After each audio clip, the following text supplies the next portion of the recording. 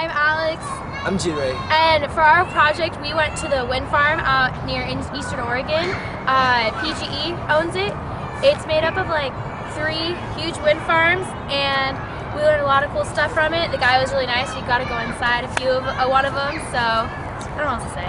And I have to walk with my torn ankle, but it's all good. So Biglow Wind Farm is the wind farm that we went to, and it's located in Eastern Oregon, Wasco, Oregon, and it's run by PGE, that's Portland General Electric. So that's what we know so far. Let's watch further.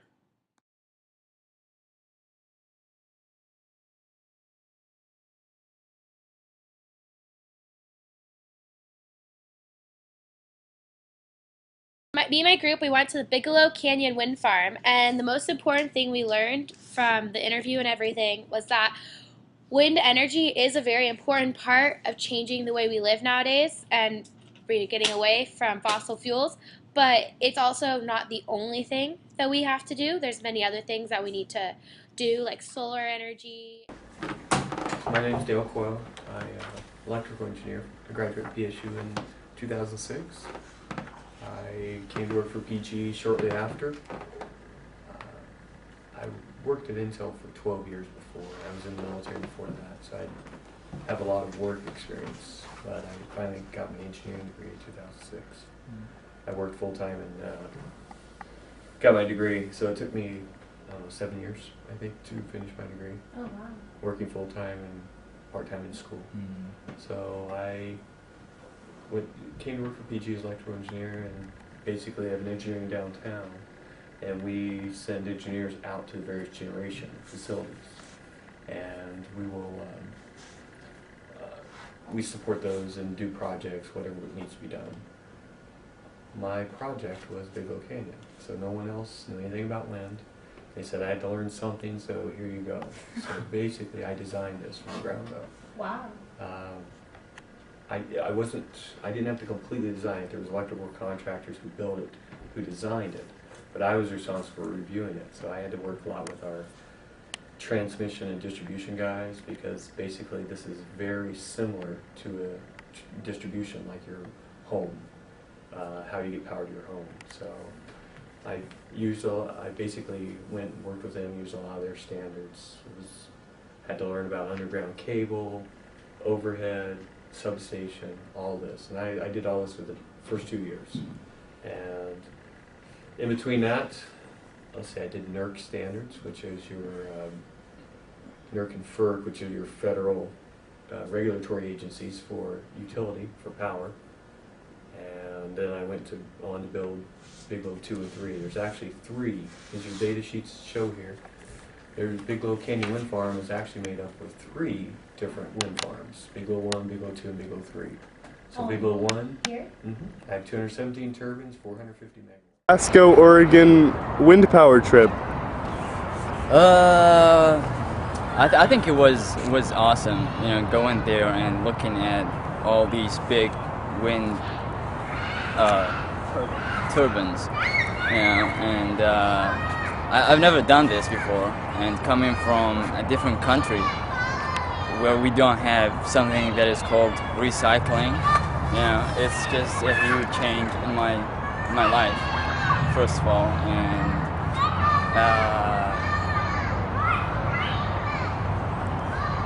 like, I recycle now, you know, I care about the environment, I care about recycling stuff, and I didn't care about that before, so that's a new thing in my life. Awesome. Yep. Cool.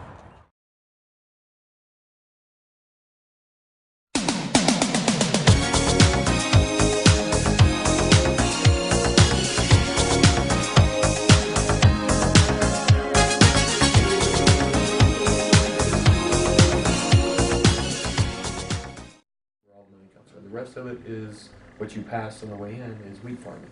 That's the industry in the county. So, yep.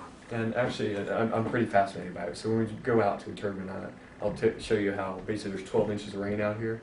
So they can't even plant in the field every year. They have to have a fallow field one year. They don't plant every other year. Oh, wow. So you'll see some grass is green, or wheat is green right now, and next to it it's all brown or tilled in. because they can't plant it. So that's wheat out there that's like flowing. That's wheat. Oh, wow. Yeah. No. That's interesting. Okay, so about Biglow. So, like I said, we completely finished construction in 2010. It's a $1 billion project. That's how much it costs. Now, how much, everyone likes to understand how much. Today, we're probably right around 150 megawatts generated right now. So we just don't have enough wind. The wind speed's not high enough to give us our full 450 megawatts. So on the year, if you take the amount of generation and you divide it by the total generation it could have been if 100% of the time wind was blowing at optimal speed, you get what you call a capacity factor. Okay, so our capacity factor is about 1/3. So 450 megawatts, a third of that is 150 megawatts. That's our average generation, and that's in terms of the renewable energy standards you hear about. That's what you have to look at. So 150 megawatts. Your homes, any house typically consumes about 10 kW. So 150 megawatts divided by 10 kW comes out to about basically 150,000 homes is what's powered from Biglow Canyon. Things that we learned at the power plant was that they produce enough energy for about 125,000 homes in Oregon. By 2015, Oregon will be 50% renewable energy. Well, when we were out at the wind farms, he said that there's people who complain that they cause too much noise and disruption to communities, but when you're out there, it's actually just kind of like being at the beach on a windy day. There's really no noise at all. And also, you know what? We do not have enough renewable energy out there. They're trying to be more sustainable, so it helps out the customers. Instead of taking money from the customers, they want to try to reduce costs.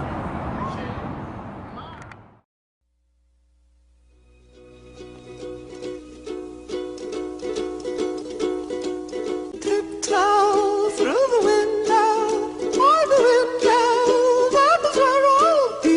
Come tiptoe through the tulips with me. Oh, tiptoe from the garden, by the garden, of the willow tree, and tiptoe through the tulips with me.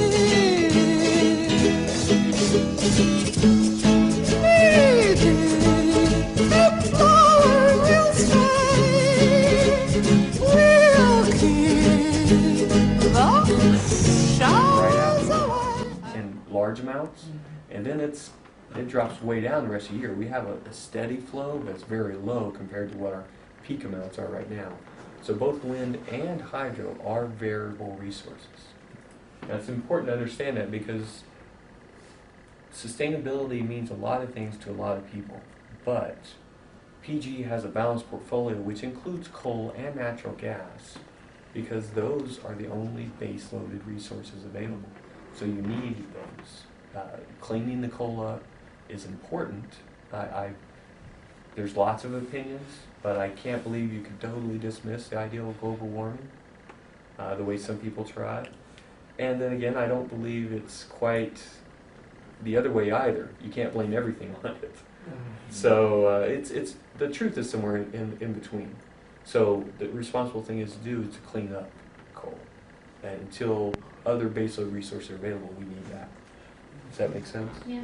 Once again, I'm expressing my opinion at this case, not PGE's. So let me be very clear on that on the record.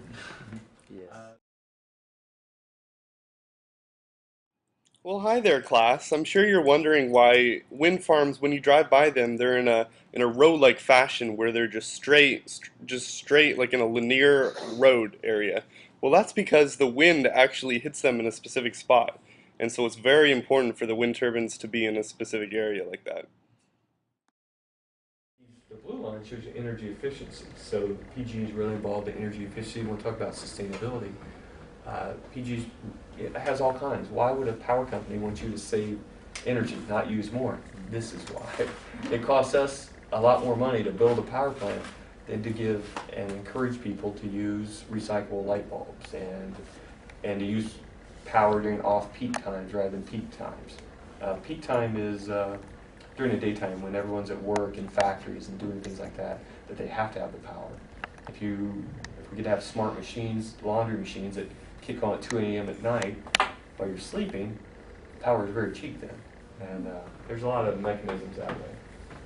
So that's our efforts towards sustainability, along with the fuel cars. We've been really supporting that, charging stations and all those type of things.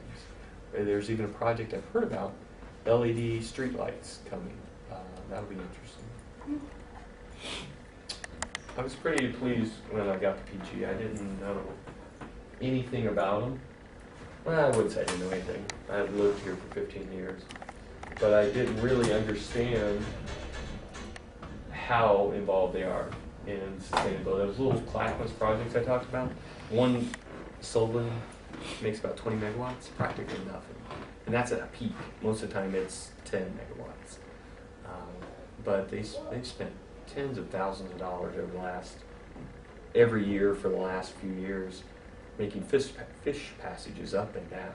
It was just a matter to restore and help salmon population, stuff like that. And that's stuff that PG usually doesn't get a lot of credit for.